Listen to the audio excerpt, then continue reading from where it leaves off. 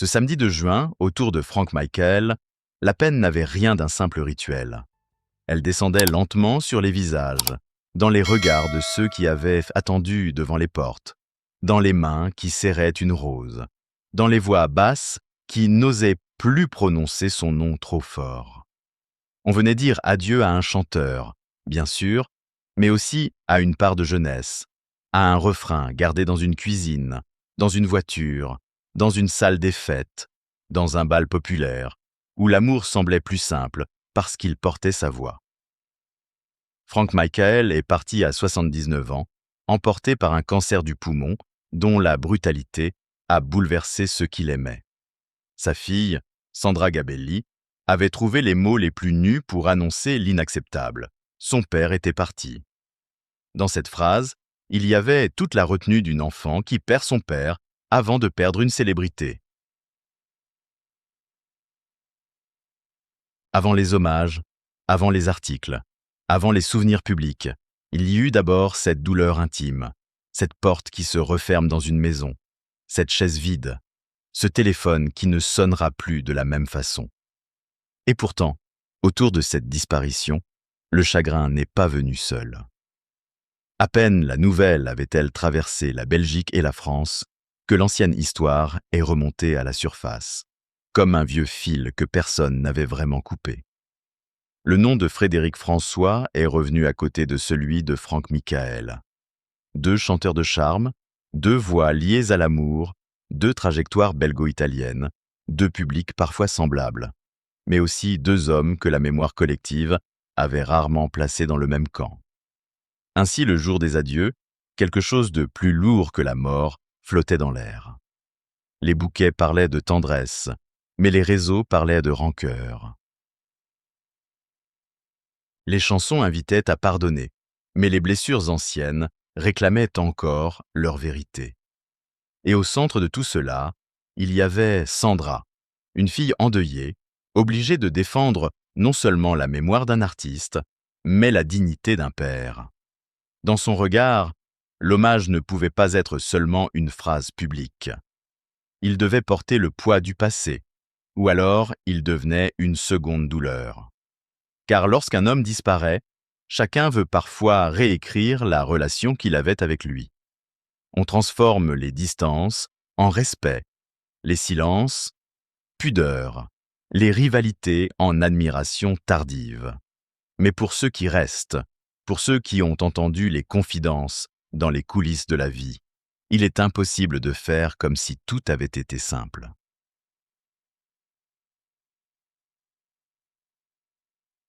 La mort de Frank Michael laisse donc un vide immense, mais elle laisse aussi une question brûlante. Peut-on saluer un rival comme un ami lorsque la vie, elle, ne les avait jamais réconciliés? Pour comprendre pourquoi ce deuil a réveillé tant de commentaires, il faut revenir au début. Frank Michael, de son vrai nom Franco Gabelli, venait de cette Europe des familles modestes, des départs, des valises, des accents mêlés. Né en Italie, grandi en Belgique, près de Liège, il appartenait à ces artistes qui n'avaient pas reçu la gloire comme un héritage, mais comme une conquête patiente. Avant les scènes, il y eut le travail, les concours, les premiers 45 tours, les galas, les salles où l'on ne triche pas parce que le public est juste devant vous et qu'il sait reconnaître la sincérité. Frédéric François, lui aussi, portait une histoire de déracinement italien et d'enracinement belge. Lui aussi avait bâti son image autour de la chanson sentimentale, autour de mots directs, de mélodies faites pour accompagner les couples, les souvenirs, les blessures discrètes. Aux yeux du grand public, la comparaison était presque inévitable. Même univers, même territoire affectif, même lien avec les femmes, avec les familles, avec cette Belgique populaire qui garde longtemps ses idoles quand elle sent qu'elles lui ressemblent. Mais une ressemblance de surface peut devenir une prison. On a souvent parlé d'eux comme s'ils appartenaient à la même case, comme si l'un devait forcément être mesuré à l'autre. Dans les conversations de fans, dans certains médias, dans les coulisses du métier, les noms se répondaient. Qui vendait le plus? Qui remplissait le mieux les salles? Qui était le véritable chanteur des amoureux? Ces questions, répétées durant des années, n'étaient pas seulement des jeux de public. Là, elles finissaient par toucher l'orgueil, la reconnaissance, le territoire invisible que chaque artiste défend quand il a passé sa vie à gagner sa place. Franck Michael avait choisi une route plus discrète, moins saturée de plateaux, plus fidèle aux galas, aux tournées, aux bouche à oreille. Il ne semblait pas courir après la modernité médiatique. Il avançait avec ses chansons, ses admirateurs, ses refrains, où l'amour restait un refuge. Cette proximité avec le public était sa force. Beaucoup ne voyaient pas en lui une star lointaine, mais un homme qui chantait pour eux, presque chez eux, avec cette chaleur qui ne demande pas la permission aux critiques.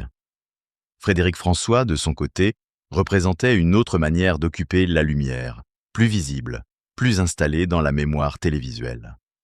Ces deux parcours n'étaient pas ennemis par nature.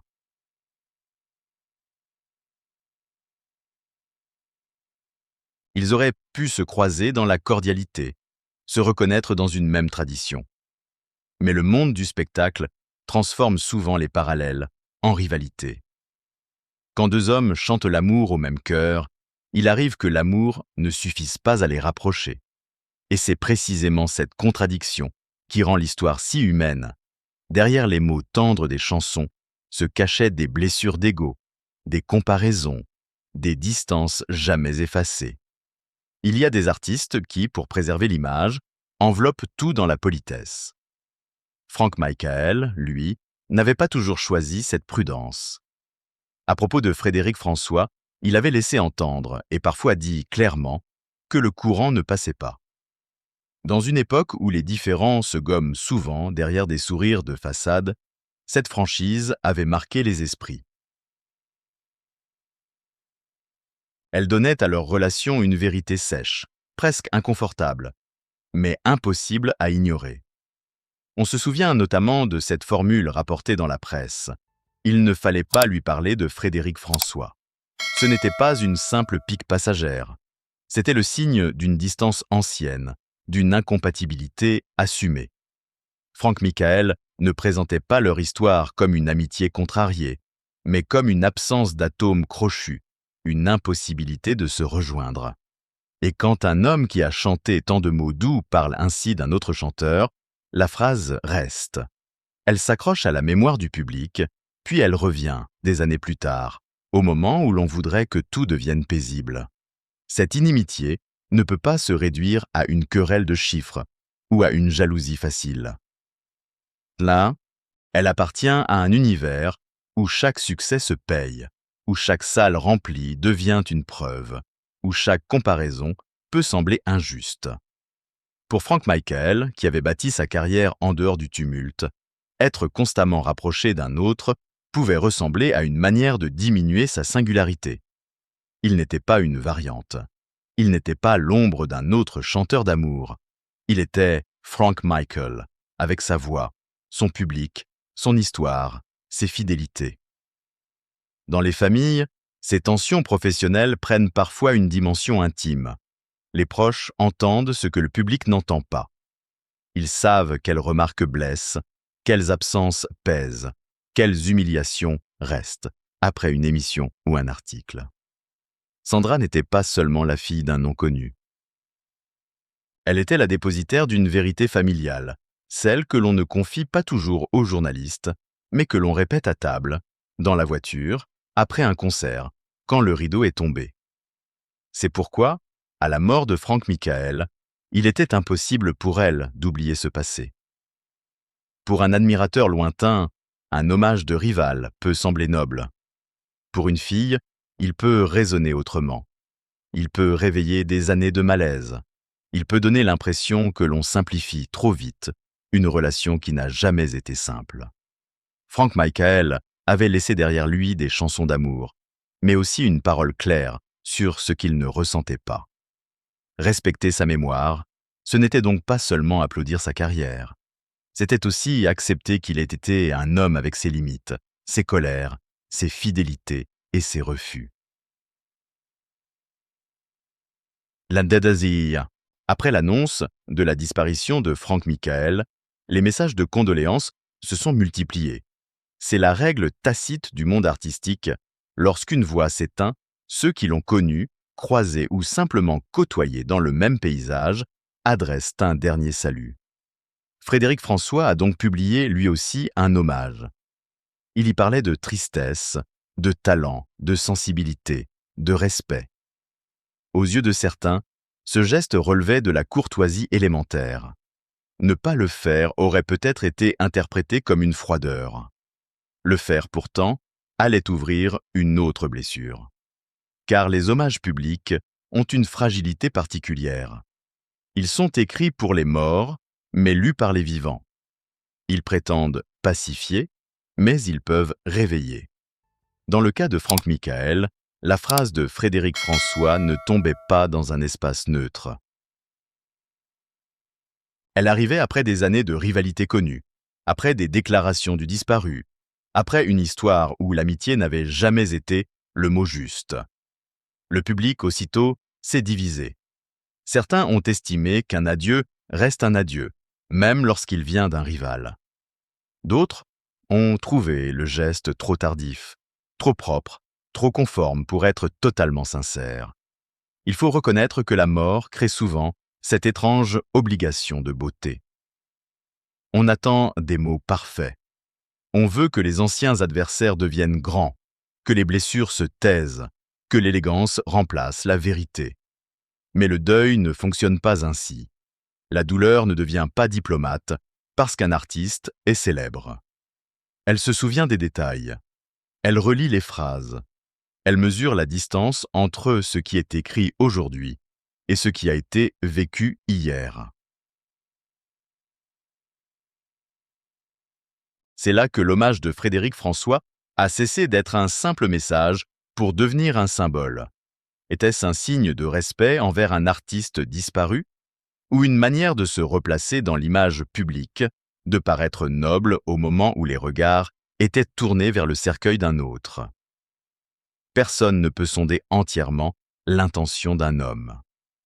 Mais dans les heures qui suivent un décès, l'intention compte parfois moins que la perception. Et la perception de Sandra fut douloureuse. Pour le public, une rivalité appartient au spectacle. Elle nourrit les titres, les discussions, les comparaisons. Pour la famille, elle s'attache à un visage aimé. Il y avait peut-être dans ce message une volonté de saluer l'artiste au-delà du conflit. Mais il y avait, dans la réaction qu'il a provoquée, la preuve que le passé ne se laisse pas ranger par une formule. Les mots d'adieu sont puissants, mais ils ne sont pas magiques. Ils ne réparent pas à eux seuls des années de distance. Ils ne transforment pas une relation compliquée en fraternité soudaine. Et lorsque la mort entre en scène, chaque mot devient immense. La réaction de Sandra Gabelli a frappé parce qu'elle venait d'un lieu que personne ne peut imiter, celui de la fille d'endeuillée. Elle n'a pas parlé comme une commentatrice de la rivalité. Elle a parlé comme celle qui venait de perdre son père. Son amertume, son rejet de l'hommage, son accusation d'hypocrisie ont donné à l'affaire une intensité nouvelle. Là où certains voyaient une maladresse ou un geste de convenance, elle voyait une récupération. Là où certains demandaient l'apaisement, elle rappelait la réalité de la relation. On peut comprendre la violence d'un tel sentiment. Quand un père meurt, la famille veut garder la maîtrise des derniers instants, des derniers mots, de la dernière image. Or, la célébrité arrache toujours quelque chose aux proches. Le deuil devient public. Les inconnus commentent, les médias résument, les réseaux jugent. Et soudain, quelqu'un qui fut distant, voire rejeté, vient lui aussi déposer une phrase sur la tombe symbolique. Pour une fille, cela peut ressembler à une intrusion, non pas parce que les condoléances seraient interdites, mais parce qu'elles touchent à une histoire dont elle se sent gardienne. Sandra n'a pas seulement défendu son propre chagrin, elle a défendu l'idée que la mémoire d'un mort ne doit pas être arrangée pour satisfaire le confort des vivants. Son père avait eu une opinion claire. Il n'avait pas caché son malaise. Pourquoi faudrait-il, après sa disparition, réécrire cette vérité au nom d'une bienséance médiatique? Pourquoi faudrait-il accepter que tout le monde se tienne dans la même lumière, comme si les tensions n'avaient jamais existé?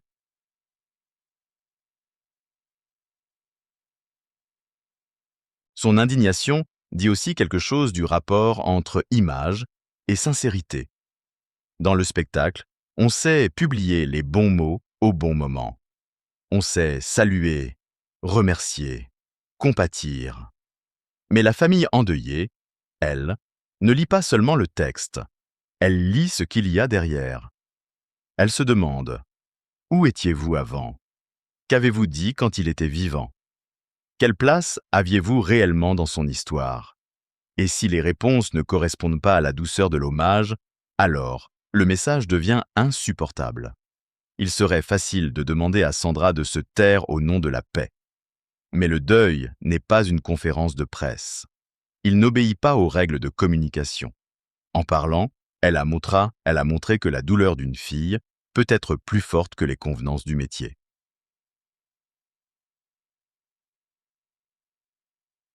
Elle a rappelé que derrière chaque artiste disparu, il existe des proches qui n'ont pas choisi d'être exposés, mais qui doivent pourtant assister à la transformation de leur chagrin en événement public.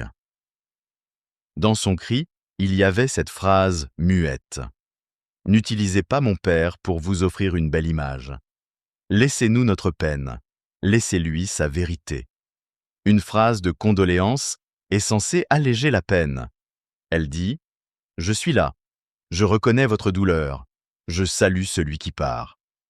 Mais lorsqu'elle vient d'un passé non réconcilié, elle peut produire l'effet inverse. Elle peut être reçue comme un geste froid, calculé, presque violent. Non parce que les mots sont nécessairement mauvais, mais parce qu'ils arrivent chargés de tout ce qui n'a jamais été dit autrement. La mort pose une question terrible. A-t-elle le pouvoir d'effacer les conflits?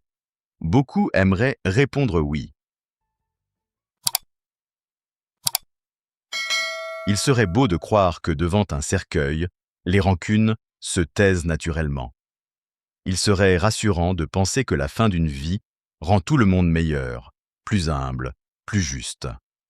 Mais l'expérience humaine montre souvent le contraire. La mort ne supprime pas les blessures, elle les fixe. Elle enlève seulement la possibilité de les réparer avec celui qui s'en va. Voilà pourquoi les tensions anciennes deviennent parfois plus douloureuses après un décès. Il n'y aura plus de conversation, plus de mise au point, plus d'explications tardives. Dans l'histoire de Franck Michael et Frédéric François, cette question prend une dimension presque symbolique. Deux chanteurs d'amour se retrouvent, au moment de la mort, au centre d'un débat sur la sincérité. Deux hommes qui ont accompagné des milliers de couples deviennent les noms d'une fracture. Cela peut sembler paradoxal, mais c'est profondément humain. On peut chanter la tendresse sans être délivré de l'orgueil. On peut émouvoir des salles entières et garder en soi des jalousies, des blessures, des comparaisons qui ne guérissent jamais. Le public, lui, cherche souvent des récits simples. Il veut un grand artiste, un rival élégant, une fille bouleversée, une dernière rose. Mais la vie ne se laisse pas arranger comme une chanson. Dans la vraie vie, un hommage peut être sincère pour celui qui l'écrit et douloureux pour celui qui le reçoit. Une même phrase peut être perçue comme noble par des milliers d'internautes et comme insupportable par une fille. Aucune émotion n'annule totalement l'autre. Elles se contredisent, et c'est dans cette contradiction que la vérité apparaît. Alors, faut-il condamner toute parole venue d'un rival? Pas nécessairement. Le silence peut aussi blesser. Mais il faudrait peut-être apprendre à parler autrement. Moins pour être vu. Moins pour occuper l'espace. Plus bas, plus humblement, avec la conscience que certains passés demandent de la délicatesse. À la mort d'un homme, la plus belle élégance n'est pas toujours le message public. Elle peut être une lettre privée, une présence discrète, un silence respectueux. car il existe des condoléances qui consolent, et d'autres qui, même bien formulées, rouvrent la plaie qu'elles prétendaient couvrir. Frank Michael s'en va en laissant derrière lui ce que les artistes espèrent tous laisser, une voix que la mort ne peut pas vraiment faire taire. Ces chansons continueront de circuler là où elles ont toujours vécu, dans les maisons modestes, les fêtes de famille, les souvenirs amoureux, les radios que l'on écoute en faisant autre chose, et qui, soudain, font remonter toute une époque. Toutes les femmes sont belles, dites-lui que je l'aime, je ne peux vivre sans toi. Ces titres ne sont pas seulement des chansons. Pour beaucoup, ils sont des fragments de vie, des prénoms, des mariages, des séparations, des dimanches. Mais son départ rappelle aussi que la gloire n'est jamais aussi lisse qu'elle paraît. Derrière les costumes, les applaudissements et les refrains, il y a des hommes vulnérables. Il y a des rivalités, des blessures d'amour-propre, des comparaisons qui fatiguent, des mots prononcés trop forts et des silences qui durent trop longtemps. La scène éclaire les visages, mais elle ne guérit pas toujours les cœurs. Frank Michael a chanté l'amour avec constance, mais sa propre histoire publique s'achève sur une question de rancœur et de vérité. Dans l'église, au moment du dernier adieu, on aurait aimé que tout se résume à la musique. On aurait aimé que les roses suffisent, que les applaudissements remplacent les polémiques, que la voix de Frank Michael couvre les commentaires. Peut-être, pendant quelques minutes, cela a-t-il été le cas.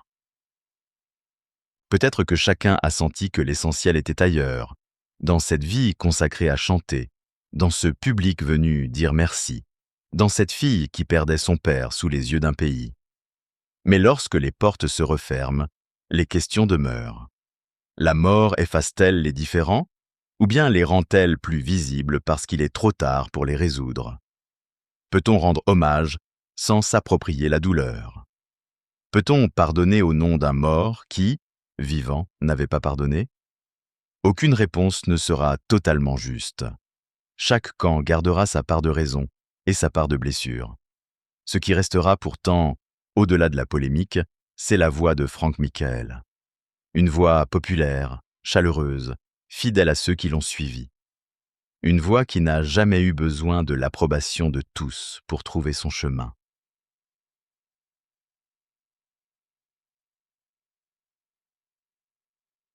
Lassar, aujourd'hui, Sandra porte le deuil d'un père, les fans portent le deuil d'un chanteur, et la chanson francophone porte le deuil d'une époque.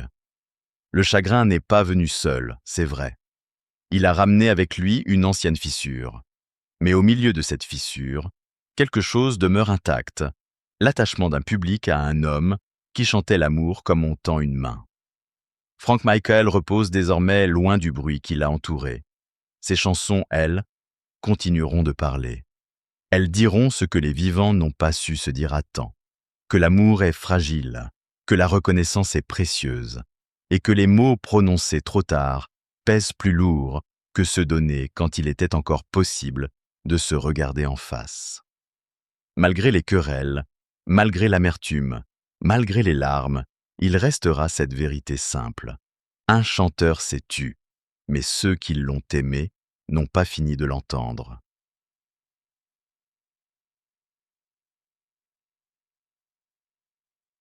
Nalia.